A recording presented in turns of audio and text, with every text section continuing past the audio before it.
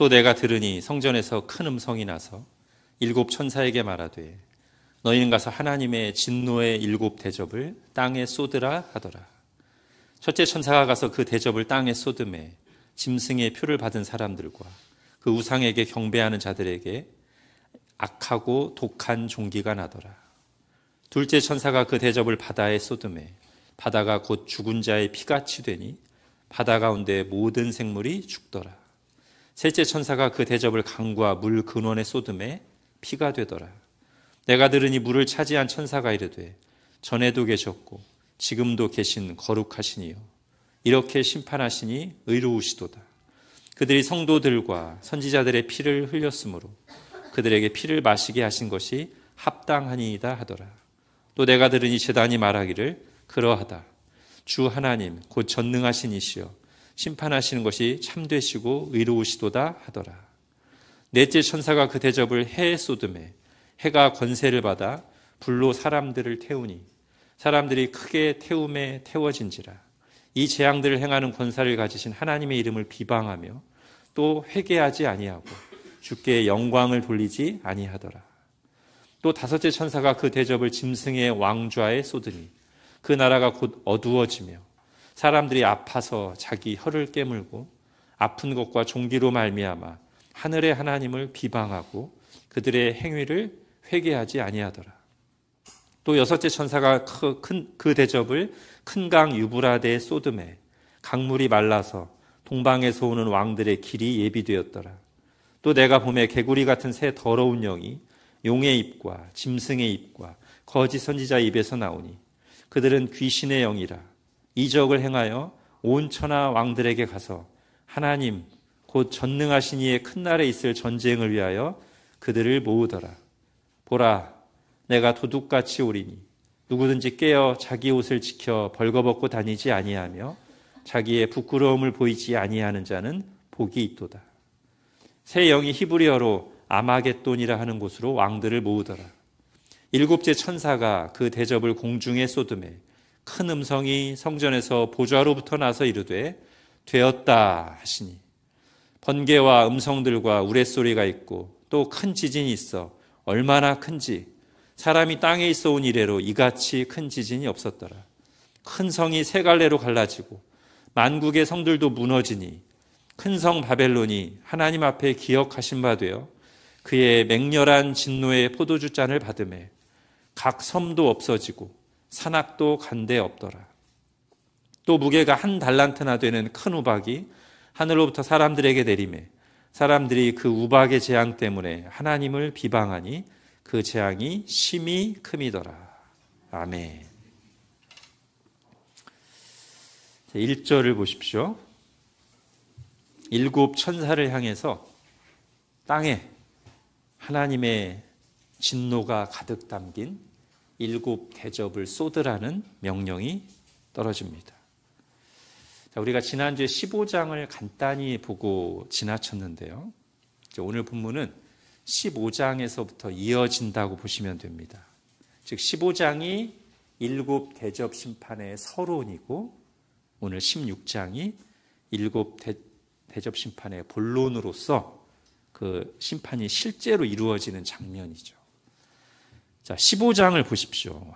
성경을 보세요. 15장 1절 또 하늘에 크고 이상한 다른 이적을 보매 일곱 천사가 일곱 대접 재앙을 가졌으니 곧 마지막 재앙이라. 하나님의 진노가 이것으로 마치리로다.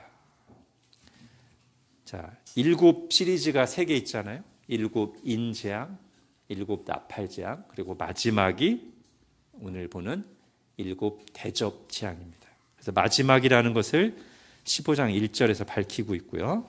6절, 7절도 보십시오. 15장 6절, 7절.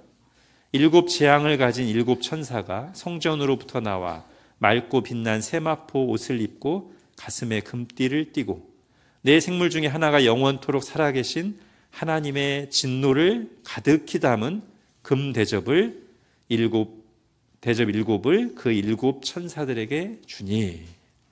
자, 이렇게 15장에서 마지막 일곱 대접 심판의 시작을 알리고 의미를 말해주다가 오늘 16장에서부터 본격 시작되는 것입니다. 자, 일곱 대접 심판의 내용과 순서 자체는 이제 앞에서 본 일곱 나팔 재앙과 거의 비슷합니다.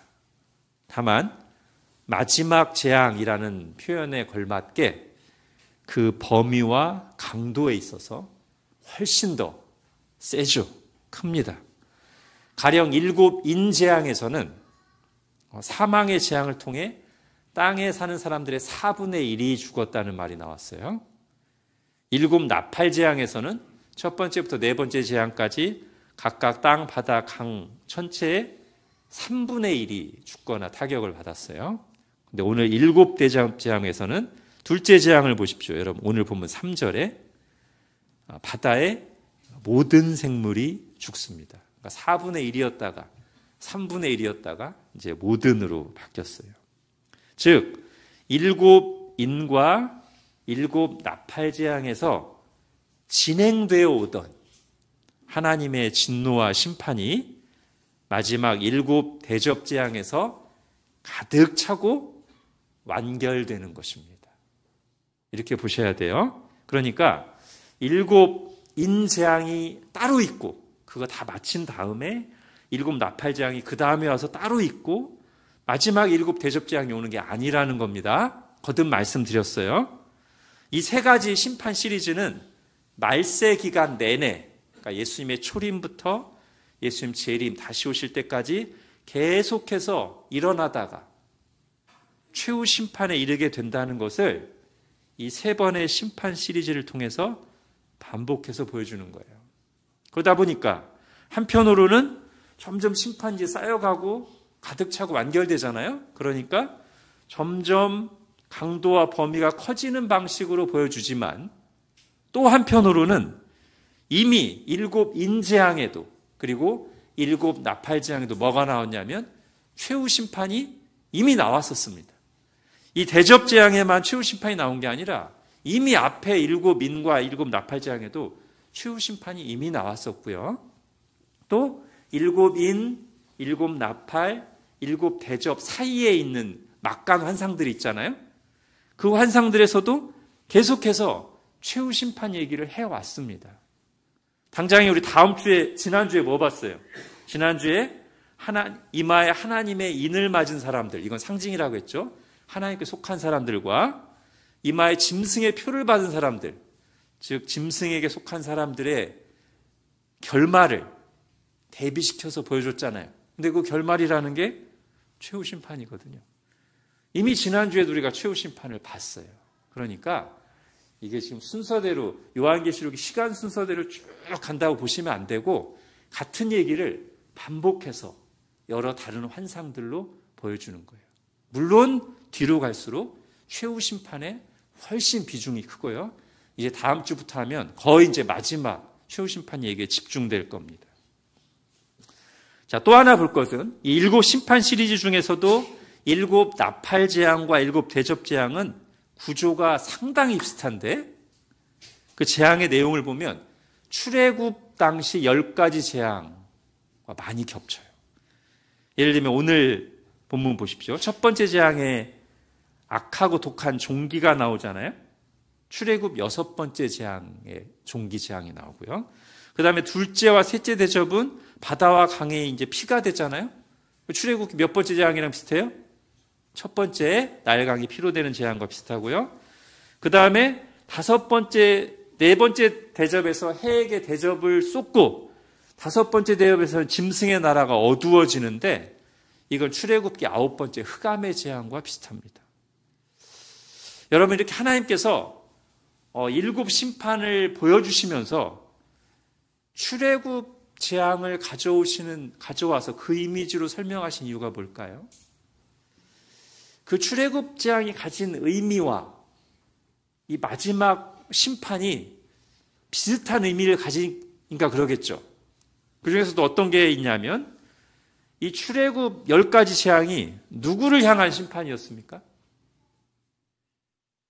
하나님의 백성이 이스라엘을 향한 재앙이 아니라 하나님을 대적하고 이스라엘 백성들을 괴롭히던 애굽에 대한 재앙이었잖아요.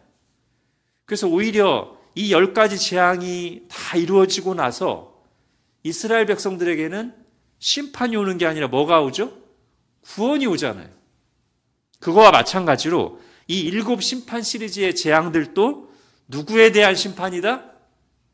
하나님의 택한 백성들이 아니라 하나님을 대적하고 교회를 박해하는, 악을 행하는 세상을 향한 것이다. 그러므로 이 세상을 향한 심판들은 하나의 백성들에게 뭘 가져올까요?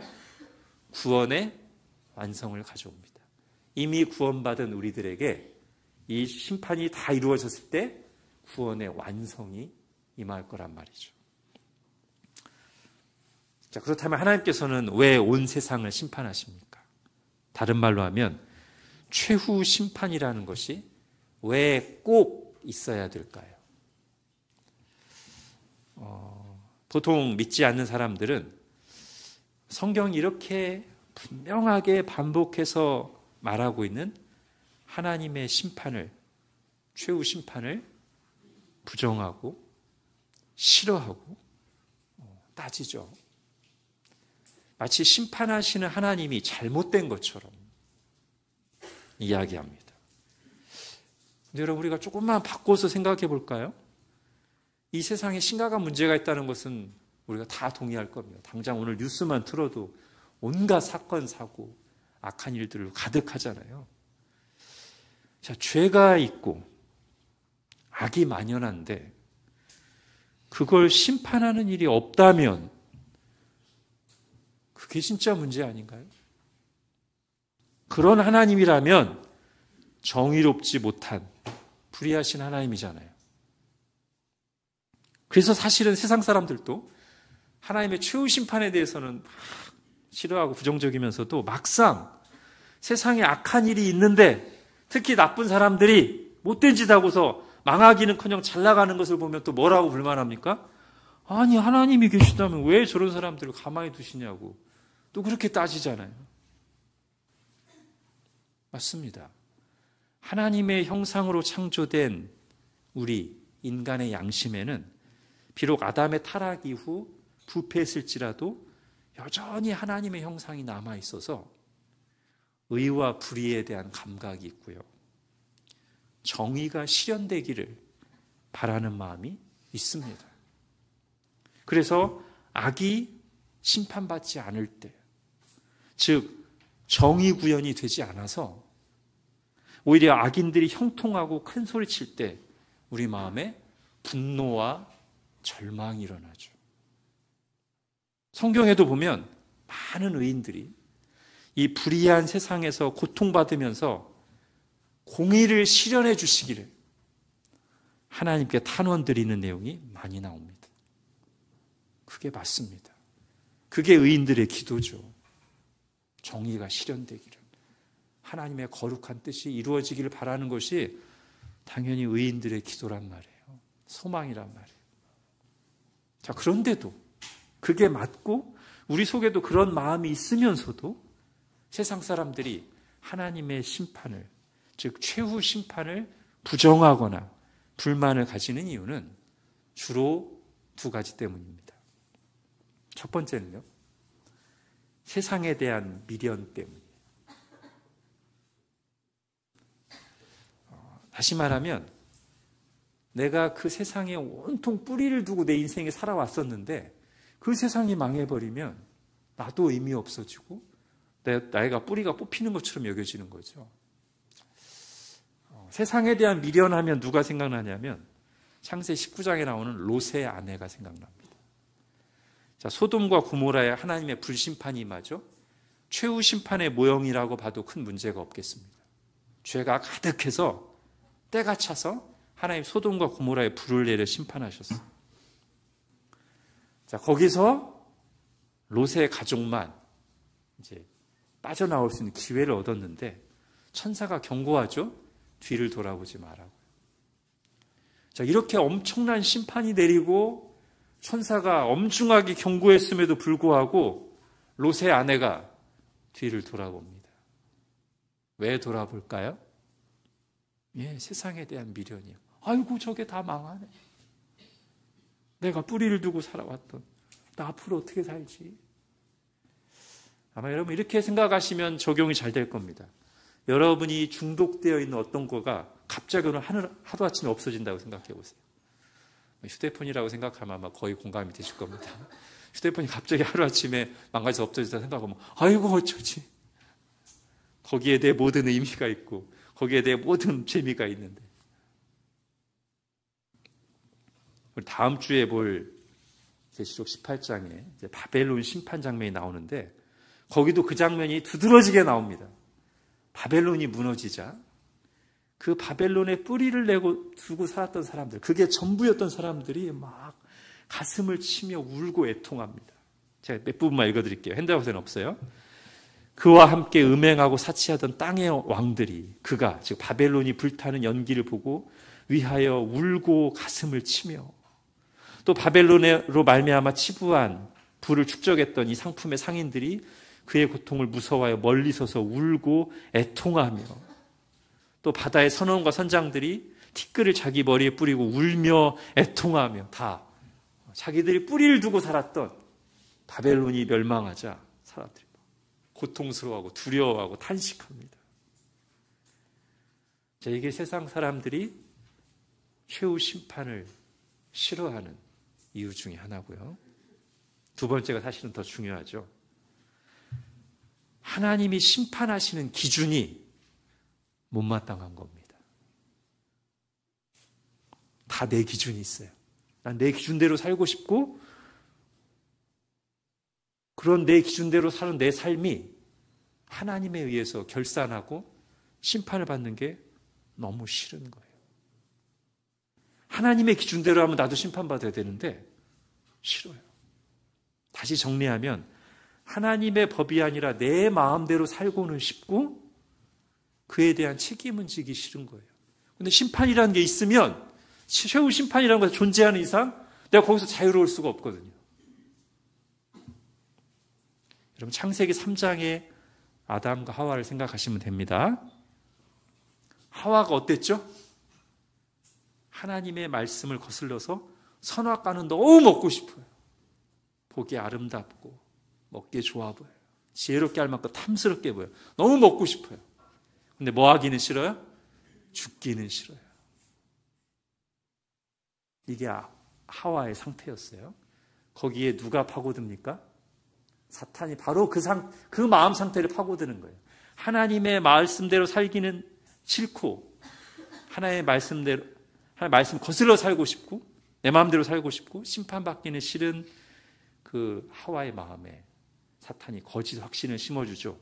절대 죽지 않는다. 심지어 어떤 거짓말을 덧붙입니까? 오히려 죽기는커녕 선악과 먹으면 네가 하나님처럼 돼.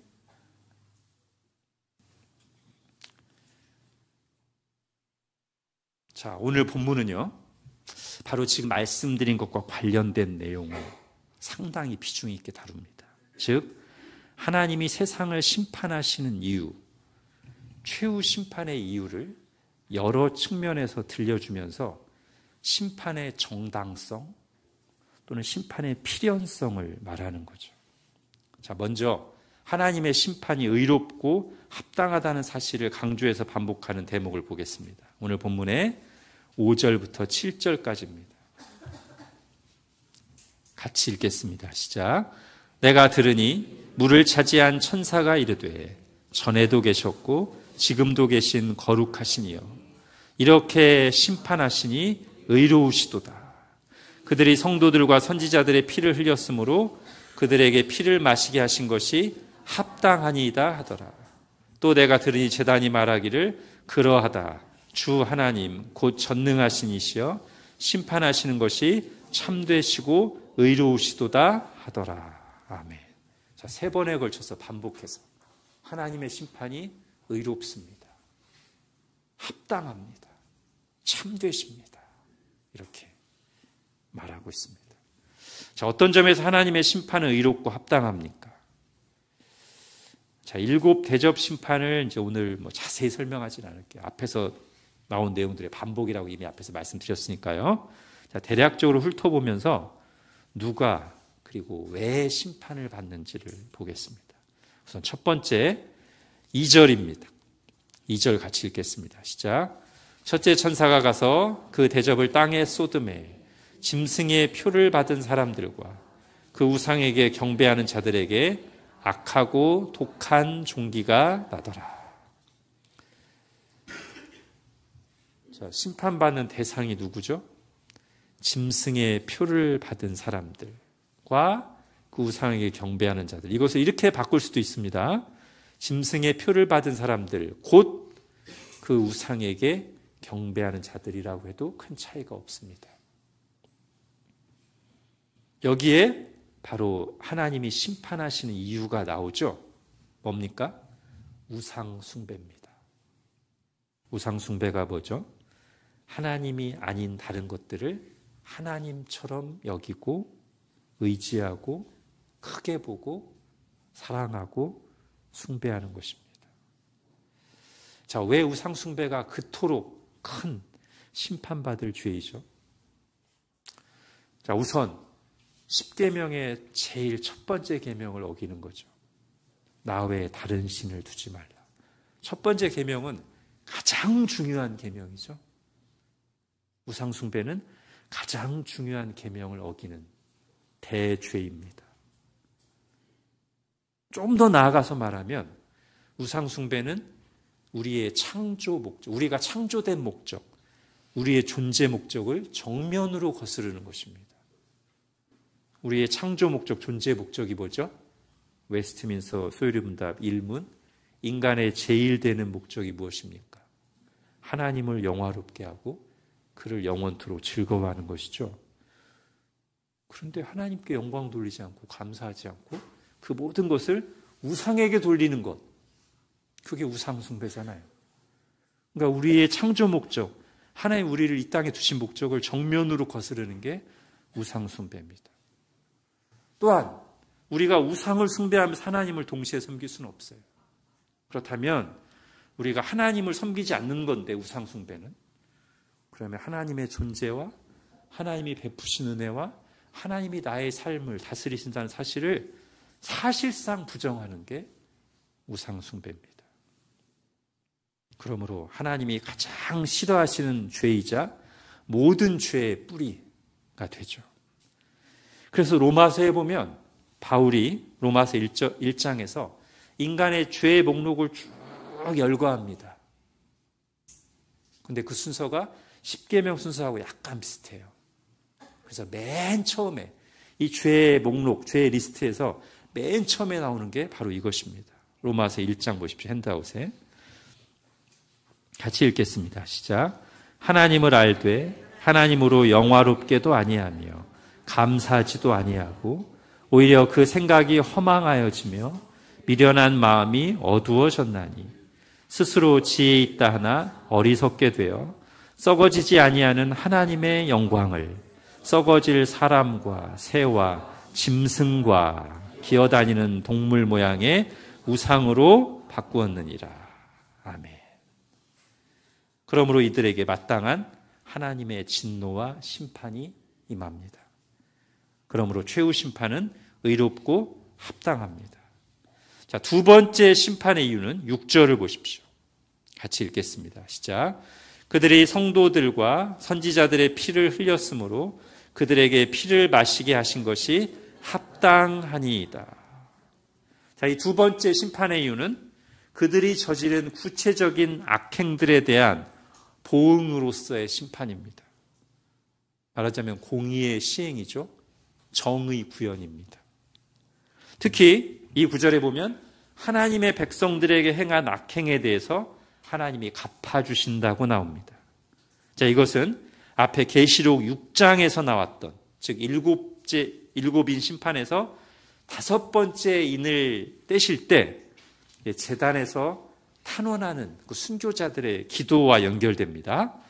자, 핸드아웃 계시록 6장 5째 인을 떼실 때 내가 보니 하나님의 말씀과 그들이 가진 증거로 말미암아 죽임을 당한 영혼들이 제단 아래에 있어 큰 소리로 불러 이르되 거룩하고 참되신 대주제여 땅에 거하는 자들을 심판하여 우리 피를 갚아주지 아니하시기를 어느 때까지 하시려 하나이까 하니 각각 그들에게 흰 두루마리를 주시며 이르시되 아직 잠시 동안 쉬되 그들의 동무종들과 형제들도 자기처럼 죽임을 당하여 그 수가 차기까지 하라 하시더라. 자, 잠시 동안 쉬되 그리고 그 수가 차기까지 하라는 말은 심판이 없다는 말이 아니라 심판이 보류됐다는 거죠. 하나님이 정하신 시간이 있다는 거예요. 하나님이 정하신 시간이 오면 어떤 일이 일어난다? 10절에서 이들이 요구했던 땅에 거하는 자들을 심판하여 의인들의 피를 갚아주시는 일을 하나님이 완전하게 행하실 것이다 라는 거죠. 그게 최후 심판입니다. 이뿐 아니라 성경에 나오는 모든 의인들의 탄원에 대한 응답이죠. 오늘 우리가 앞에서 읽은 시편 31편에도 그 내용이 나오고요. 그러나 아마도 가장 유명한 본문들을 예로 든다면 시편 73편과 하박국 2장일 겁니다. 거기 보면 이제는 이 의인들이 그냥 하나님께 공의를 실현해달라고 구하는 정도를 넘어서 거의 막 시험에 들 지경이에요. 너무 악인들이 활개치는데 아니 의로우신 하나님 왜 가만히 계십니까? 라고 너무 힘들어하고 시험에 들 정도까지 이르렀 사람들이 드린 기도가 시편 73편과 하박국 1장에 나오잖아요. 자, 핸드아웃 보십시오. 시편 73편부터 나는 거의 넘어질 뻔하였고 나의 걸음이 미끄러워질 뻔하였으니 이는 내가 악인의 형통함을 보고 오만한 자를 질투하였습니다.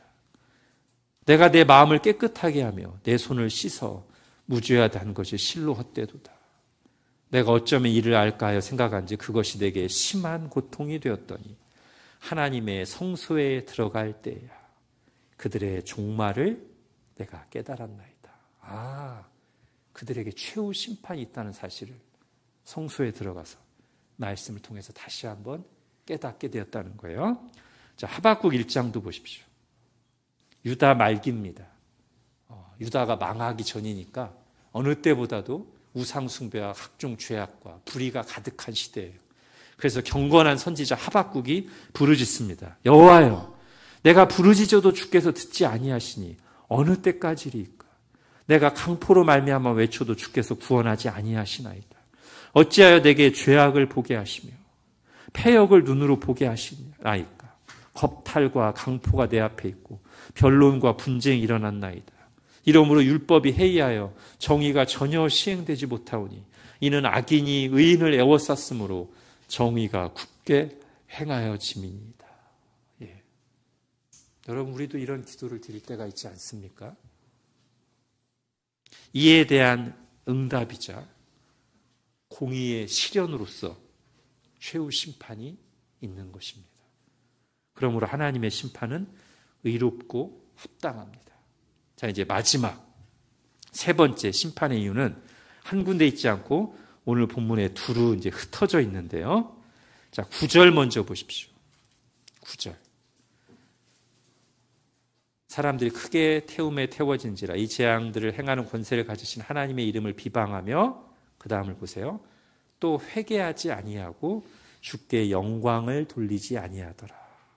11절도 보십시오. 아픈 것과 종기로 말미암아 하늘의 하나님을 비방하고 그들의 행위를 회개하지 아니하더라. 21절도 보십시오. 끝부분 하나님을 비방하니 그 재앙이 심히 큼이더라. 자, 지금 이 이야기가 반복해서 나옵니다. 무슨 말이죠? 거듭되는 경고에도 끝내 회개하지 않고 오히려 하나님을 비방하는 이들의 모습은 그들이 왜 심판을 받아 마땅한지를 입증해 주는 것이라고 할 수 있다는 겁니다.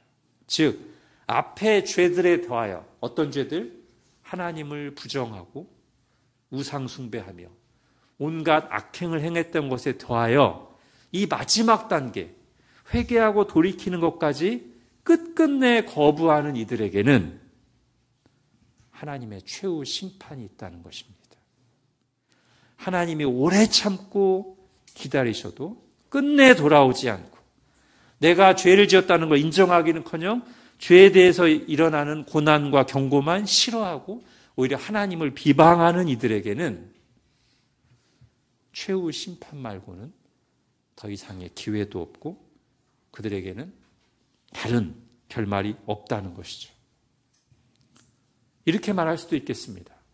기회가 없어서가 아니라, 증거가 부족해서가 아니라, 증거가 보여도 이런저런 이유를 대며 받아들이지 않고 기회가 많이 있었지만 끝내 돌이키지 않는 그 완악함, 그 교만 때문에 최후 심판을 받는 것이란 뜻입니다. 자, 로마서 2장에서 바울이 그 얘기를 이렇게 전합니다. 로마서 2장 4절 5절 같이 읽겠습니다. 시작. 혹 네가 하나님의 인자하심이 너를 인도하여 회개하게 하심을 알지 못하여 그의 인자하심과 용납하심과 길이 참으심이 풍성함을 멸시하느냐. 다만 내 고집과 회개하지 아니한 마음을 따라 진노의 날, 곧 하나님의 의로우신 심판이 나타나는 그날에 임할 진노를 내게 쌓는도다. 예. 그러므로 하나님의 최후 심판은 의롭고 합당합니다.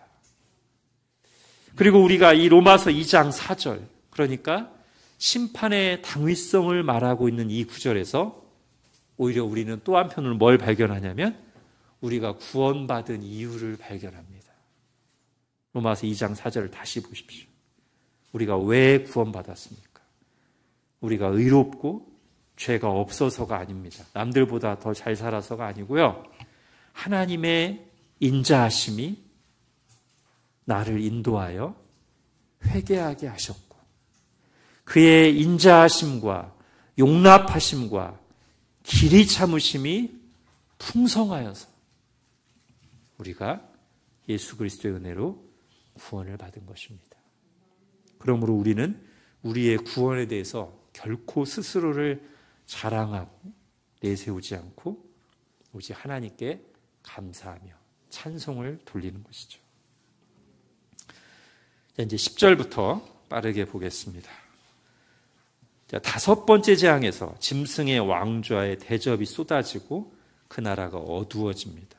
그리고 이어서 6번째 재앙에서는 앞에서 나왔던 용과 짐승과 거짓 선지자를 중심으로 한데 뭉쳐 마지막 하나님을 대적하는 하나님의 백성들을 짓밟으려는 전쟁을 벌이기 위한 악한 세력들 또는 세상의 움직임이 나옵니다.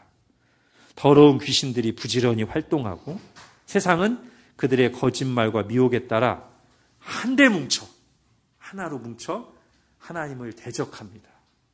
마치 언제를 연상시키냐면 바벨탑을 쌓을 때를 연상시키죠. 바벨탑이 어떤 점에서 그렇죠? 온 인류가 한데 뭉쳐서 하나님의 뜻을 정면으로 거스르고 교만하게 행하죠. 바로 그 바벨탑에서부터 바벨론이라는 이제 다음 주에 배울 세상을 상징하는 이름이 나옵니다. 심판을 받죠. 자, 오늘 본문에 보면 그 최후의 전쟁이 벌어질 때와 장소가 언급됩니다. 때는 어디 나오냐면 14절에 나와요. 그들은 귀신의 영이라 이적을 행하여 온 천하 왕들에게 가서 하나님 곧 전능하신 이의 큰 날에 있을 전쟁. 자, 전능하신 하나님의 큰 날, 어떤 날일까요? 구약으로 하면 여호와의 날, 신약으로 하면 주의 날, 곧 하나님의 심판과 구원이 완전하게 이루어지는 날이고요. 장소는 어디 나오냐면 16절에 나오죠. 우리가 영화나 그런 데서 봤던 이름이죠. 새 영이 히브리어로 아마겟돈이라 하는 곳으로 왕들을 모으다. 그래서 세상에서도 이 성경에서 의미를 가져와서 아마겟돈 또는 아마겟돈 전쟁하면 최후 전쟁처럼 여기잖아요. 그죠? 예, 맞습니다. 히브리에서 그렇게 말하고 있어요. 그런데 이 아마겟돈이라는 곳은 히브리어 무깃도에서 파생된 말이거든요. 그리고 이 무깃도는 구약 성경에서 주로, 아니 거의 전쟁과 심판의 장소입니다. 예를 들면 사사기 5장에 보면 이스라엘 백성들이 굉장히 어려운 고난을, 지배를 당할 때 그들의 힘으로는 이길 수 없었으나 하나님이 개입하셔서 이 무깃도에서 그들을 압제하던 세력들을 단번에 제거하고 대승을 거둡니다. 즉, 이 무기또에서 하나님의 백성들을 압제하던 세력들은 하나님의 권능으로 심판을 받고 하나님의 백성들은 구원을 얻었습니다. 그런 전쟁이 일어났던 곳이 무기또예요. 바로 그 이미지를 가져온 것입니다. 그래서 여러분, 어떻게 생각하셔야 되냐면 이 아마겟돈을 구약의 그 무기또의 이미지를 가져온 상징으로 보셔야 되지, 어떤 특정한 장소에 세상 막 모든 군대들이 다 모여서 교회와 이렇게 물리적인 전쟁을 벌인다는 식으로 이해하시면 안 된다는 거예요.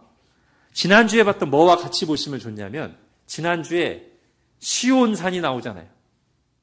시온산에 어린 양 예수 그리스도와 그를 따르는 14만 4천의 하나의 백성들이 승리하고 모여있는 장면이 나오잖아요. 이게 상징이에요, 상징 아니에요? 상징이죠. 나중에 예수님과 모든 교회가 다 저 예루살렘에 있는 시온산에서 모여 있습니까? 아니에요. 구약에서 그 시온산이 가진 이미지, 그 구약에서 시온의 이미지는 뭐라고 했어요? 하나님이 승리하고 그리스도께서 메시아께서 통치하신다. 그것이 온전히 실현된 곳의 이미지가 시온이거든요. 시온산.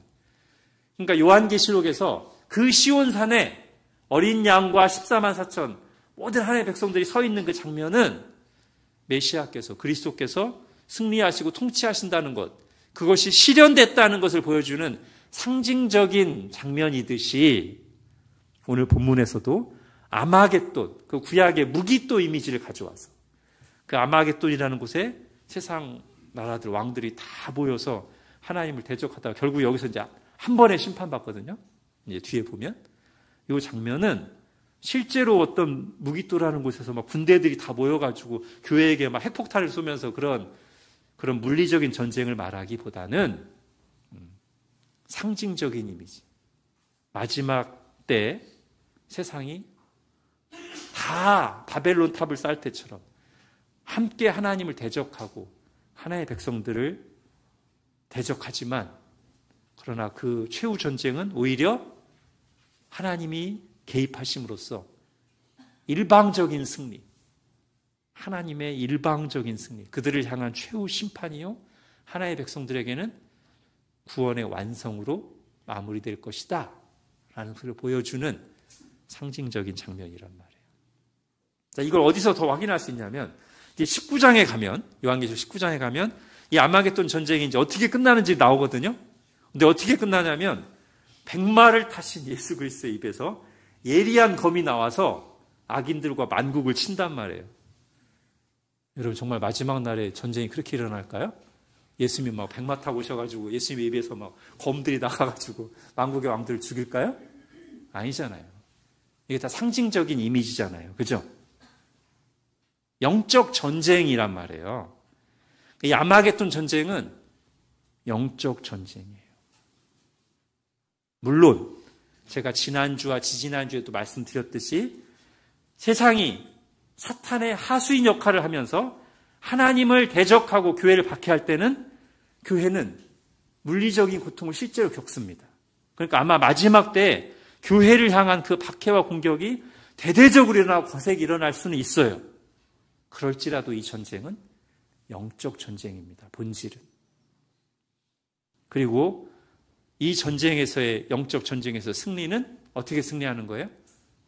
물리적으로 상대방을 쳐 부수는 게 아니라 끝까지 예수 그리스도에 대한 믿음을 지키고 하나님 말씀대로 거룩하게 사는 것이 이 최후의 전쟁에서 승리하는 거예요. 그러면 신자들은 이 아마겟돈 전쟁, 최후의 영적 전쟁에 맞서서 어떤 준비를 해야 될까요? 여기 나오는 것을 문자적으로 해석해서 세상은 지금 막 유브라데 강을 건너서 저 아마겟돈이라고 하는 어떤 특정한 장소에 막 군대들이 다 모여서 교회에게 발포하려고 하니까 교회도 뭔가 물리적인 방어막을 형성해야 될까? 중세 말처럼 십자군을 편성해야 될까? 성경에 그런 얘기는 일체 없습니다. 오히려 오늘 본문에서 이 최후의 전쟁에 대한 환상을 보여주는 중에 교회를 향해 들려온 주님의 음성은 이것이죠. 15절. 같이 읽겠습니다. 시작. 보라, 내가 도둑같이 오리니 누구든지 깨어 자기 옷을 지켜 벌거벗고 다니지 아니하며 자기의 부끄러움을 보이지 아니하는 자는 복이 있도다. 아멘. 자, 지금 세상이 하나님을 대적하기 위해서 막 모이고 있고 이제 아마겟돈 전쟁이 일어날 것인데 이 과정 중에 우리 주님께서 교회에게 주신 권면, 명령은 뭐라고요? 너희도 뭔가 준비해. 무기 만들어. 한데 모여. 이게 아니라 내가 도둑같이 오리니. 깨어 벌거벗지 말고 거룩한 옷을 입고 있어라. 이게 최후 전쟁을 앞둔 교회에게 주시는 하나님의 명령입니다. 그리고 이 말씀은 요한계시록에만 특별하게 새로 나온 게 아니라 익숙하죠. 도둑같이 오리니 깨어있으라. 이 말씀을 우리가 이미 복음서에서 서신서에서 여러 번 들었잖아요. 예수님께서 종말에 대한 예언을 하실 때마다 항상 이 말씀 하셨습니다. 깨어있으라.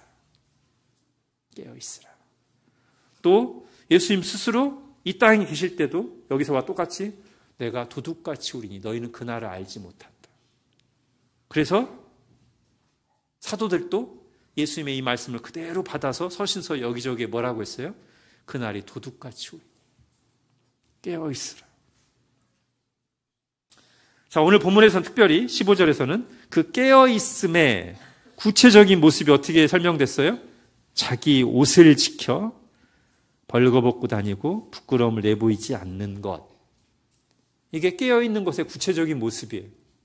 즉, 이 옷의 비유를 통해서 깨어있음을 설명했는데, 자, 이 말씀이 무슨 뜻이겠습니까? 옷을 벌거벗지 않고 자기의 부끄러운 죄를 보이지 않고 옷을 다 입고 있으라. 이게 무슨 뜻이겠어요? 자, 7교회에 보내는 편지에서도 예수님이 비슷한 말씀을 하셨습니다. 여러분, 계시록 3장 같이 읽겠습니다. 시작. 내가 너를 권하노니 내게서 불로 연단한 금을 사서 부요하게 하고 흰 옷을 사서 벌거벗은 수치를 보이지 않게 하고 안약을 사서 눈에 발라 보게 하라. 아멘. 이게 지금 라오디게아 교회에게 주신 말씀이잖아요. 세상인지 교회인지 구별이 안 되는, 자기들은 잘 살고 있다고 하지만 너무나 세속화된, 영적으로 눈이 멀고 삶은 세상 사람과 구별 안 되는 그런 삶을 살고 있는 라오디게아 교회를 책망하시면서 하신 말씀이 이거잖아요. 세상의 부를 가지고 너희를 부유하게 할 게 아니라 내가 너희에게 주는 불로 연단한 금을 사서 너희를 부유하게 하고, 세상에서 비싼 옷을 입고 사서 너희를 치장하는 게 아니라 내게서 흰 옷, 거룩한 옷을 사서 너희의 부끄러움을 가리고 거룩하게 하고, 세상의 것들로 너희 눈이 막 이렇게 빛나는 게 아니라, 세상 것에만 막 눈이 반짝반짝하는 게 아니라, 그러다가 영적으로 눈이 어두워지는 그들에게 내게서 사서 안약을 사서 너희 눈이 밝아져서 좀 진리를 보고 영적 세계를 보라는 뜻이잖아요. 그 이미지가 지금 오늘 15절에도 비슷하게 나온 거란 말이죠. 내게서, 즉 예수 그리스도에게서 흰 옷을 사서 입어 벌거벗은 수치를 보이지 않게 하라. 자, 이게 또 계시록 7장에도 이 흰 옷이 나오죠. 같이 읽어보겠습니다. 시작. 장로 중 하나가 응답하여 나에게 이르되 이 흰 옷 입은 자들이 누구며 또 어디서 왔느냐. 내가 말하기를 내 주여 당신이 아시나이다 하니 그가 나에게 이르되 이는 큰 환난에서 나오는 자들인데 어린 양의 피에 그 옷을 씻어 희게 하였느니라. 예, 여러분, 그러면 지금 흰 옷을 입고 있다는 것, 흰 옷을 입어서 나의 부끄러움이 가려졌다는 것은 무슨 뜻이겠어요? 이 계시록 7장에 보면 어린 양의 피에 그 옷을 씻어, 즉 예수 그리스도의 십자가 보혈로, 예수 그리스도를 믿음으로 복음을 통해서 우리 죄가 해결된 상태, 즉 예수 그리스도를 믿는 그걸 말하는 거예요. 자, 그런데 이것만 있지 않고요, 성경은 이 옷의 비유를 통해서 우리의 삶에 대해서도 얘기합니다. 로마서 13장, 바울도 여러 번 옷의 비유를 통해 얘기했어요. 같이 읽겠습니다. 시작. 밤이 깊고 낮이 가까웠으니 그러므로 우리가 어둠의 일을 벗고 빛의 갑옷을 입자. 낮에와 같이 단정히 행하고 방탕하거나 술 취하지 말며 음란하거나 호색하지 말며 다투거나 시기하지 말고 오직 주 예수 그리스도로 옷 입고 정욕을 위하여 육신의 일을 도모하지 말라. 아멘. 그래서 여러분 계시록 7장과 지금 로마서 13장을 함께 보면 오늘 15절에서 주님이 말씀하신 깨어 자기 옷을 지켜 벌거벗고 다니지 마라라는 말의 의미가 전체적으로 이제 우리에게 정리되죠. 우리가 항상 구원을 그렇게 얘기하잖아요. 하나는 칭의, 예수 그리스도의 대속으로 우리가 값없이 의롭다함을 받았어요. 그때 이미 우리는 예수 그리스도의 옷을, 흰 옷을 입고 있다고 말할 수 있겠습니다. 신분상. 근데 성경이 그것만 말하고 있지 않죠. 성화를 얘기하잖아요. 그렇게 구원받은 우리는 이제 구원받은 자답게 거지처럼 사는 게 아니라 정말 왕의 자녀가 된 나답게 살라고 세상과 구별되게 로마서의 표현을 하면 방탕하거나 술 취하거나 음란하거나 미워하고 다투며 살지 말고 정욕을 위해서 살지 말고 정말 예수 그리스도를 본받아 거룩하게 살라고 말하잖아요. 이것도 구원의 한 부분이에요. 성화. 이게 지금 다 포함된 개념입니다. 요한계시록에서 자기 옷을 지켜라는 말은 자꾸만 이 옷을 벗기려고 하는, 어떻게? 예수 그리스도에 대한 믿음을 저버리거나 타협하고 우상에게 굴복하게 함으로써 이 옷을 벗어버리게 하거나, 아니면 예수님 믿는다고 하면서도 아무런 경각심 없이 세상 사람들과 똑같이 죄 가운데 더러운 것을 즐기며 살아가게 하거나, 이 두 방식으로 우리의 옷을 벗기려고 하는 세상의 유혹과 박해 속에서 끝까지 깨어서 아니야, 예수님이 도적같이 오실 거야. 최후 심판이고 난 그때까지 인내하며 믿음을 지켜야 돼 하면서 예수 그리스도의 믿음을 굳게 지키고 그리고 예수 그리스도를 본받는 거룩한 삶을 사는 것. 이것이 깨어 자기 옷을 지켜의 종합적인 의미라는 거예요.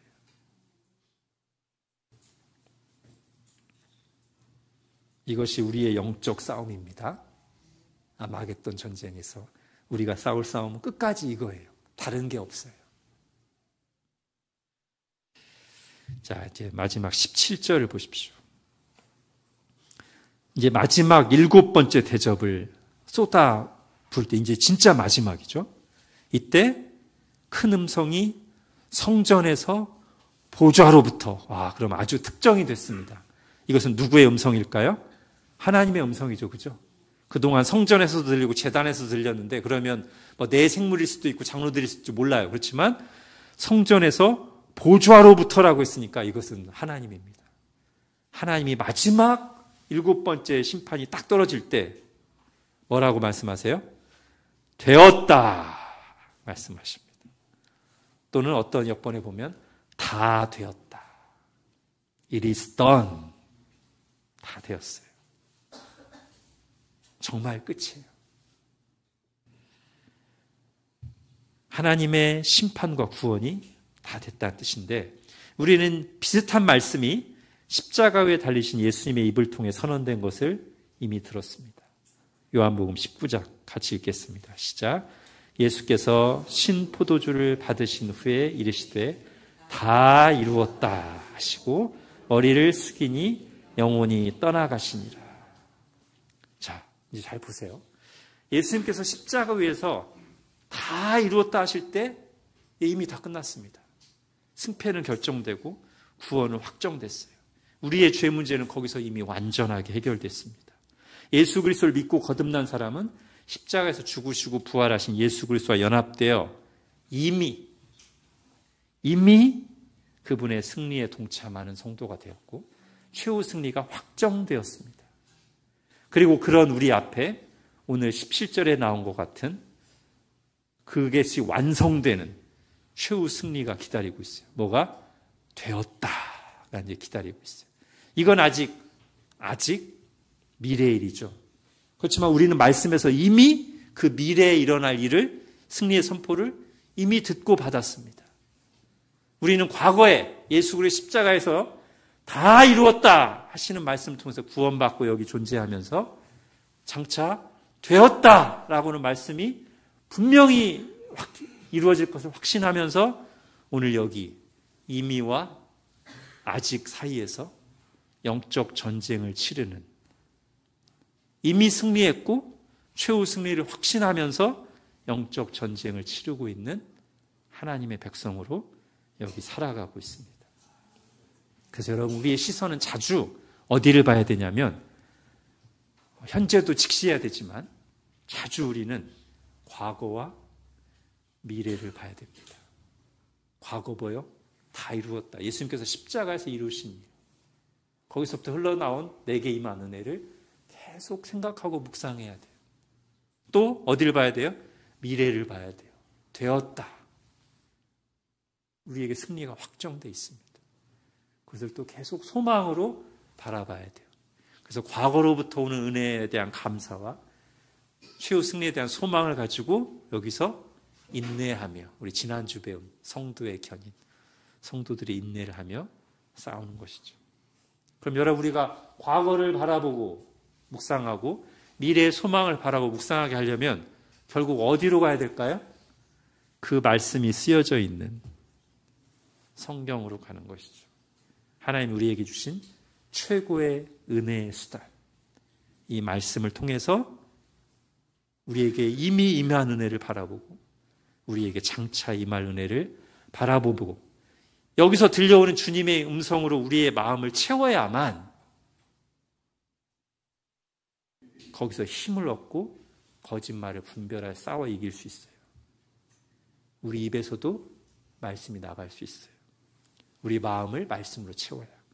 우리 예수님의 입에서 예리한 검이 나가서 사탄의 시험을 이겨내고 마지막에 최후 심판에서도 악한 세력들이 이기시는 것처럼 우리도 입에 마음에 가득한 것이 입으로 나간다고 했는데 우리 마음을 하나님의 말씀으로 꽉 채우고 계속 묵상하면서 해야 우리 입에서도 예리한 성령의 검이 나가면서 어떤 부정적인 일이 닥쳐올 때 말씀에 이렇게 돼 있지, 그 말씀을 내 입으로 되뇌이면서 영적 싸움을 싸우면서 승리하는 거란 말이죠. 그렇게 이 땅에 사는 동안 전진하며 싸우는 중에 어느 순간 주님께서 15절에 말씀하신 것처럼 도적같이 오실 것이고 그때 한순간에 최후 심판과 구원이 완성될 것입니다. 그리고 그때 우리는 성경에서 반복해서 보고 듣고 묵상하던 말씀이 성취가 실제로 우리 눈앞에 그리고 우리 귀에 들리게 이루어지는 것을 확인하게 될 것입니다. 다 되었다. 아멘. 기도하겠습니다. 하나님, 오늘 말씀에서 심판하시는 하나님을 봅니다. 반드시 이루어져야 될, 그리고 이루어질 합당하고 참되고 의로운 하나님의 심판을 봅니다.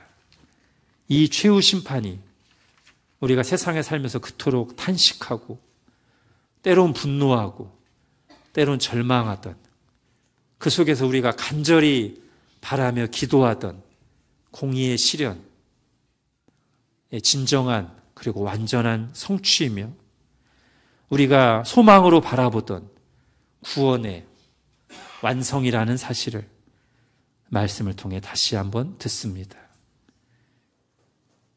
예수 그리스도께서 십자가에서 다 이루었다라는 말씀으로 성취하신 그 은혜 속에 살아가던 우리가 이제 어느 날 갑자기 주님께서 도적같이 오실 때 다 되었다라는 말씀으로 완성될 것을 기대하고 소망하면서 이 땅에서 오늘 우리가 싸워야 될 싸움, 곧 하나님의 말씀을 우리 마음에 가득 채우고 예수님처럼 입에서 예리한 검을 쏟아내며 거짓말을 분별하고 싸우는 그 영적 싸움을 깨어서 힘차게 싸우는 저희들 되게 하여 주옵소서.